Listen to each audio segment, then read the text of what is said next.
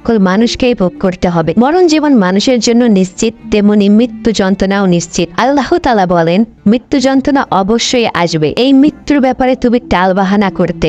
কাহাফ 19 নম্বর আয়াত। অত্র আয়াতে প্রমাণিত হয় যে মানুষ মরণ হতে বাঁচার জন্য যতই চেষ্টা করুক না কেন, মরণ তাকে গ্রাস করবেই।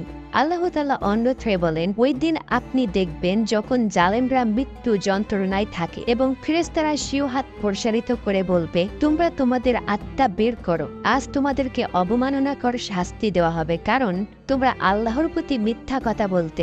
আনআম 93 নম্বর আয়াত। অত্র আয়াত দ্বারা প্রমাণিত হয় যে মানুষ মরণের সময় মৃত্যু যন্ত্রণায় কাতর হবে এবং অপরাধী আত্মা শাস্তি দিয়ে বের করা হবে। আয়েশা রাদিয়াল্লাহু আনহা বলেন, আমি রাসূল সাল্লাল্লাহু আলাইহি ওয়াসাল্লামের চেয়ে মৃত্যু যন্ত্রণা কারো বেশি দেখিনি। বুখারী মুসলিম মিশকাত হাদিস নাম্বার 1539।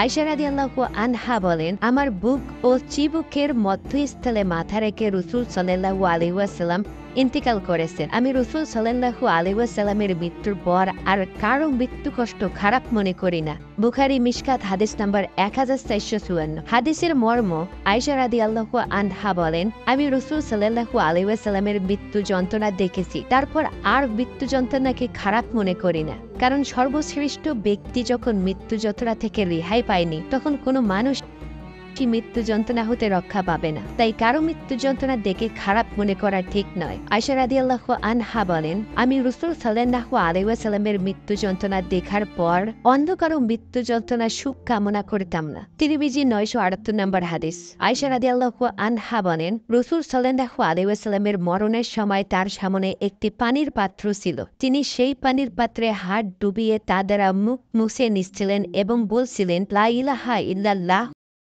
ইন্না নিল মাউতি লা সাকারাত। আল্লাহ ব্যতীত কোনো মাবুদ নেই, নিশ্চয়ই মরণে কষ্ট রয়েছে। তারপর তিনি হাত উঠিয়ে বলতে লাগলেন, হে আল্লাহ, আমাকে ক্ষমা করো, আমার প্রতি দয়া করো এবং আমাকে মহান বন্ধুর সাথে মিলিয়ে দাও। তারপর তিনি শেষ নিঃশ্বাস ত্যাগ করলেন এবং তার হাত ডুলে পড়ল। বুখারী অধ্যায় রিকাত অনুচ্ছেদ মরণের কষ্ট।